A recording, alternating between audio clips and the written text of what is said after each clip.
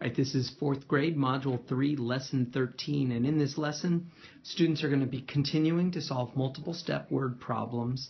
They're going to be using addition, subtraction, and multiplication. But the real purpose of this is for students to continue practicing, learning that standard algorithm for multiplication. What's really neat about these lessons, this lesson and the next ones, is that students are being asked to solve word problems in a real, problem kind of way, in that students have to read the questions closely and figure out, is this asking me to add and then multiply, or add and then subtract and then multiply? I mean, it's a really neat lesson. And so the idea is, teachers, give your students plenty of time to really think about the problems, particularly how to model it using tape diagrams. Ultimately, the real goal is to get students to practice the standard algorithm for multiplication, but man, if they can do it in the context of problem solving, even better. So I'm going to show you how to model the tape diagrams or model the problem. I'm going to go really quickly on solving. I'm mostly going to spend the time on how to model and how to understand the question. So I do the read, draw, write method, RDW, right? RDW, read, draw, write. And really, I like to then look back and check the answer or check for the reasonableness, RDWC. So let's get going on it. It says a pair of jeans costs $89. A jean jacket costs twice as much. Let me underline some of these important math things. Then it says, what is the total cost of a jean jacket and 4 pairs of jeans?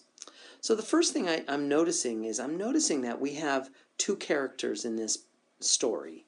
We have jeans and then a jean jacket. All right, and I'm going to give them both a tape diagram that is the exact same length. And it says, now I'm going to go back and I'm going to read the question again. And it says a pair of jeans costs $89. So that means this bar right here is $89. And then it says a jean jacket costs twice as much. So that means this jeans jacket right here, I need a second bar or a second unit, because this is 89 and this is 89. So that means to find the cost of a jean jacket, we need to multiply 89 by 2. So let's do that right now. So 89 being multiplied by 2, and so that gives us 9. 2 times 9 is 18, so that's an 8, carry the 10. And then we have 2 times 80. 2 times 8 tens is 16 tens, plus 1 more is 17 tens. So that's 178. So we know that this whole jean jacket is $178. Now it says, what is the total cost of a jean jacket and 4 pairs of jeans? So we want to know a jean jacket plus 4 pairs of jeans. So quick way of doing that is to multiply 89 times 4 and then add in 178, and that would give us our answer. So to be real clear, I'm going to put grouping symbols around here. I don't have to, it's a little redundant, but we're going to do 89 times 4 and then add in 178.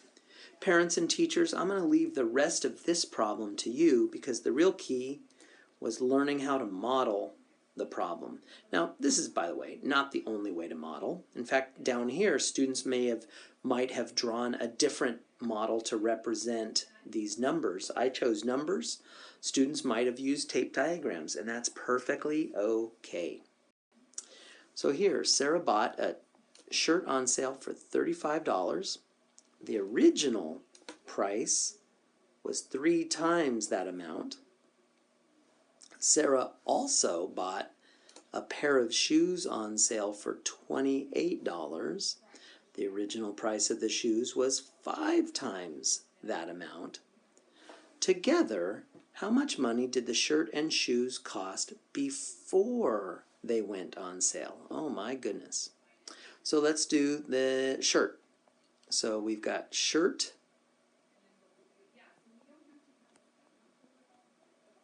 and the original or the sale price is $35. I'm going to call that shirt sale. But then the original shirt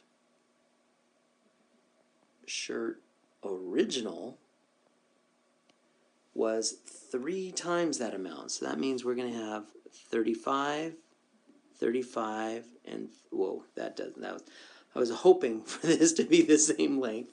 Okay, so that's 35 times 3. So this right here is 35 times 3. And then let's take a look at the shoes. So the shoes, we have the shoe on sale, and it was $28. And then the shoe original was 5 times that amount. So that means we're going to have 5 of these things. 1, 2, 3, 4, 5. So that means all of this is 28 times 5. So the question is, together, how much did the shirt and shoes cost before they went on sale? Well, there's our strategy. Our strategy is to take this amount, 35 times 3, and this amount, 28 times 5, get our 2 answers, right here and right here, and then add them together. And that is our strategy. Parents and teachers, I'm going to let you work with your students to finish solving the problem, but here's one way to model the question. Here we have all 3,000 seats in a theater are being replaced. So far, 5 sections of 136 seats and another section with 348 seats have been replaced. The big question is, how many seats do they still need to replace? So one way to model this is a big old huge tape diagram. And this tape diagram represents all 3,000 seats. That's this part right here. Now so far, 5 sections of 136 seats have been replaced. So we're going to draw 5 sections. 1, 2, 3, 4, 5. So this is 136. This is 136. This is 136. And this is 136. And this is 136. So all of this is 136 times 5. Plus, we have another section of 348 seats that have been replaced. Now the question is saying, right here, what is still left over? Right here. So what's our strategy? Well, our strategy is, well, let's first figure out the 136 times 5. We're going to get that. By the way, I'll do that real quick. So that's going to be 30, carry the 3. 5 times 3 tens is 15 tens, plus 3 is 18 tens. So that's going to be an 8, carry the 100. 5 times 100 is 500, plus 1 is 600. So this is 680 seats. Now we're going to do the 680 seats plus the 348 seats, because that's going to give us the total. In fact, I'm going to get a big old fat thick pen. That's going to give us all of these seats right here. That's going to be the 136 times 5 plus the 348. So then that's going to be 8 2, carry the 1, 7, 1028. So now what are we going to do to figure out this missing part over here? That's going to be 3000 minus 1028. Parents and teachers, I'm going to let you finish that part off right there. The important thing is this is one way to model it, certainly not the only way. And lastly, Computer Depot sold 762 reams of paper. Paper Palace sold 3 times as much paper, plus, and 143 reams more than Office Supply. Oh my goodness. How many reams were sold by all 3 stores? So here's the important thing is we have characters.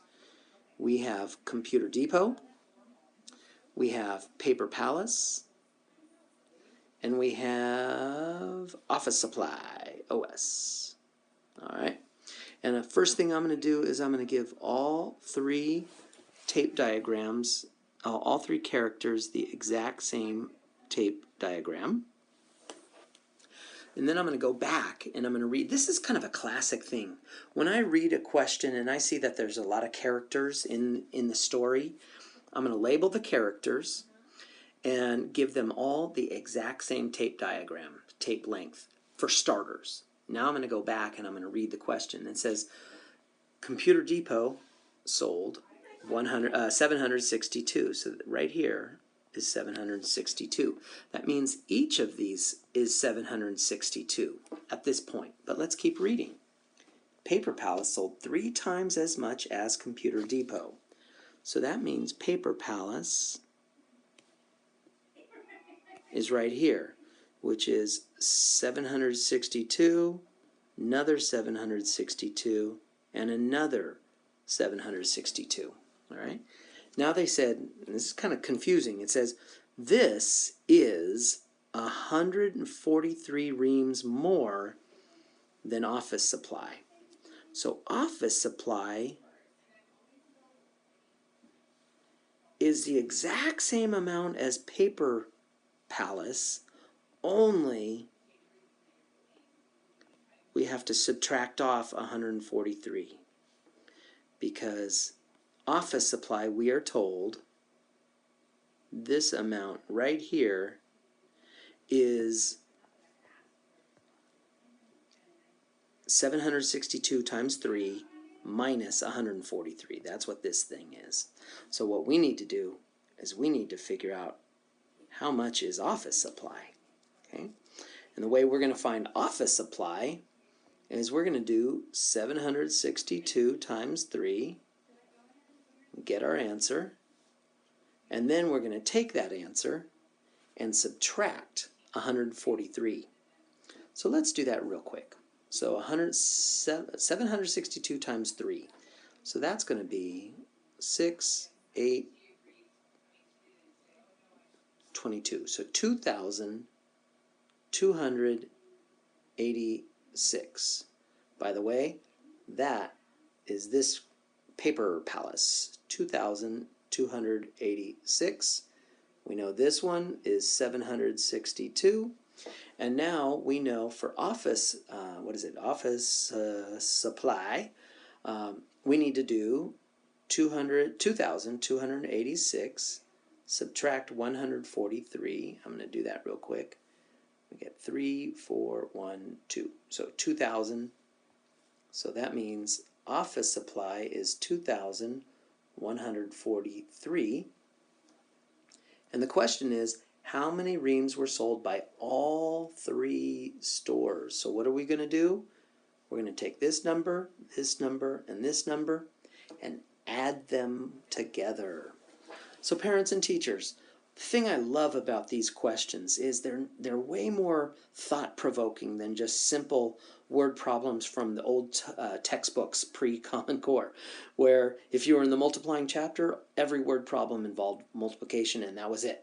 This is really, really thought-provoking. We have to model the problems, We do have to do some multiplication, but then we have to do some subtraction here. Finally, we have to do some addition as well. There is just a lot going on with this fourth grade math, and it's worth the time to allow your students to really struggle productively with these problems so that they could develop an ownership for the math and really feel a sense of, hey, I can learn this stuff. And that wraps up fourth grade module 3, lesson 13, multiple step word problems.